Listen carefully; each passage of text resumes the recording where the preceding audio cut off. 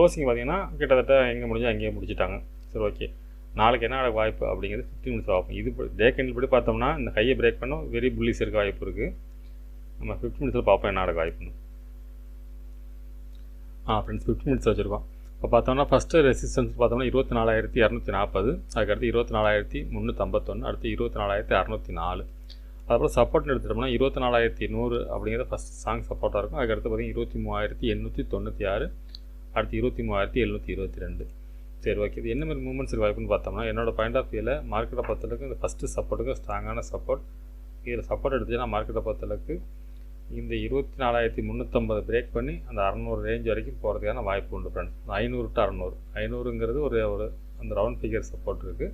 அதை விட்டால் 24,600ங்கிறது இது வந்து கிளியரான சப்போர்ட்னா 600 வரைக்கும் போகிறதுக்கான வாய்ப்பு உண்டு ஃப்ரெண்ட்ஸ். என்னோடய பாயிண்ட் ஆஃப் வியூவில் அப்சைடு. அதே சமயத்தில் மார்க்கெட்டை பார்த்து 24